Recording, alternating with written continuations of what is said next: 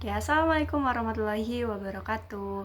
Halo, perkenalkan nama aku Ainur Isma dari mahasiswa Psikologi Islam UIN Salatiga semester 5 dengan NIM 4304022068. Baik, kali ini saya akan sedikit mempresentasikan atau menjelaskan materi tentang mindfulness untuk memenuhi tugas mata kuliah dari psikologi positif. Baik, kali ini saya akan menjelaskan sedikit yang sudah saya katakan sebelumnya, yaitu materi kita hari ini adalah tentang mindfulness. Nah, jadi untuk yang pertama, saya akan menjelaskan tentang dari pengertian dari mindfulness, kemudian yang selanjutnya ada tujuan dan prinsip dan bagaimana cara kita mempraktekkan dari mindfulness ini. Jadi langsung saja kita akan menjelaskan dari pengertian mindfulness. Jadi mindfulness itu adalah keadaan kehadiran penuh perhatian dan kesadaran diri terhadap pengalaman yang kita lakukan pada saat ini tanpa menilai atau mengevaluasi keadaan saat ini. Jadi ini itu adalah kemampuan untuk memusatkan perhatian pada saat ini dengan penerimaan terbuka terhadap apa yang terjadi di dalam atau di sekitar kita. Jadi pendekatan mindfulness ini melibatkan latihan meditasi dan refleksi pada diri kita yang memungkinkan seseorang itu untuk memperkuat kemampuan mereka dalam memusatkan perhatian pada saat ini. Dan juga mindfulness itu mengurangi kekhawatiran kita tentang masa lalu dan juga tentang masa depan dan menumbuhkan ketenangan batin dan kesejahteraan secara umum. Kemudian mindfulness sendiri itu adalah cara untuk memusatkan perhatian sepenuhnya kepada hal yang sedang dikerjakan atau kepada masa sekarang tanpa penghakiman apapun. Jadi mindfulness itu membuat kita tidak terpaku pada masa lalu atau melayang terlalu jauh ke masa yang akan datang. Nah, kemudian selanjutnya itu ada tujuan dari mindfulness. Jadi tujuan ketika kita mempraktikkan mindfulness itu adalah agar kita itu bisa mengontrol pikiran kita, karena pada dasarnya sudah menjadi sifat dan tugas dari otak setiap manusia itu untuk selalu berpikir, untuk selalu menganalisis dan mencari tahu. Jika dibiarkan tanpa mengontrol, pikiran itu dapat melayang untuk mencari rangsangan atau hal-hal baru yang mereka akan untuk dipikirkan. Kemudian termasuk ide-ide baru di luar kenyataan. Nah, kemudian mindfulness ini juga dapat meningkatkan kesadaran diri, kemudian mengurangi stres dan meningkatkan konsentrasi, kemudian mengurangi kecemasan dan juga meningkatkan kesejahteraan mental dan fisik secara umum. Itu ada tadi tujuan dari mindfulness. Nah, untuk yang selanjutnya itu adalah konsep dari mindfulness. Jadi mindfulness pada dasarnya, pada umumnya itu mencakup ada tiga elemen utama. Jadi yang pertama itu adalah kesadaran. Jadi dalam kesadaran ini, jadi kita memiliki kesadaran tentang apa yang terjadi pada diri dan di sekitar kita pada saat ini atau pada saat sekarang. Kemudian yang kedua itu adalah kehadiran penuh, yang dimana ini tuh memusatkan perhatian sepenuhnya pada pengalaman saat ini. Jadi tanpa kita menilai atau mengevaluasi kejadian apapun yang terjadi pada saat ini. Kemudian yang ketiga itu adalah penerimaan. Jadi di dalam penerimaan ini kita mengalami pengalaman tanpa menilai atau mengevaluasi. Jadi kita menerima secara penuh segala sesuatu yang terjadi dengan penuh kesadaran.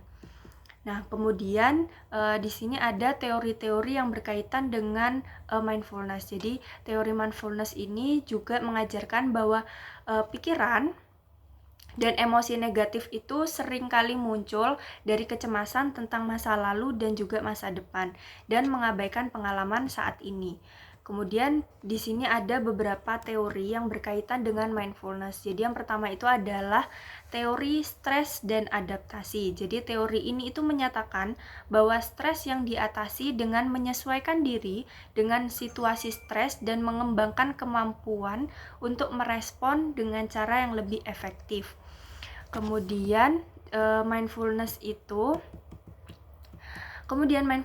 dapat membantu seseorang untuk mengatasi stres dengan memperkuat kemampuan mereka untuk merespon dengan cara yang lebih efektif. Nah, untuk teori selanjutnya itu adalah teori penyesuaian diri. Jadi teori ini tuh berfokus pada kemampuan seseorang untuk menyesuaikan diri dengan lingkungan mereka dan mencapai tujuan mereka. Kemudian mindfulness sendiri dapat membantu seseorang itu untuk menyesuaikan diri dengan lingkungan mereka, yaitu dengan meningkatkan kesadaran diri dan perhatian pada saat ini. Nah, untuk teori selanjutnya itu adalah teori kognitif, yang dimana teori ini tuh berfokus pada peran pikiran dan keyakinan dalam pengalaman emosional.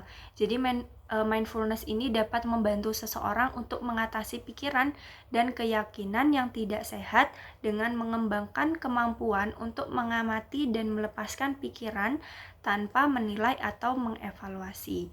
Nah, kemudian yang selanjutnya itu adalah teori self-regulation, atau teori ini itu juga mengajarkan bahwa orang itu dapat mengatur perhatian, emosi, dan perilaku mereka untuk mencapai tujuan mereka. Kemudian mindfulness sendiri dapat membantu seseorang untuk mengatur perhatian mereka dengan mengembangkan kemampuan untuk memusatkan perhatian pada pengalaman saat ini.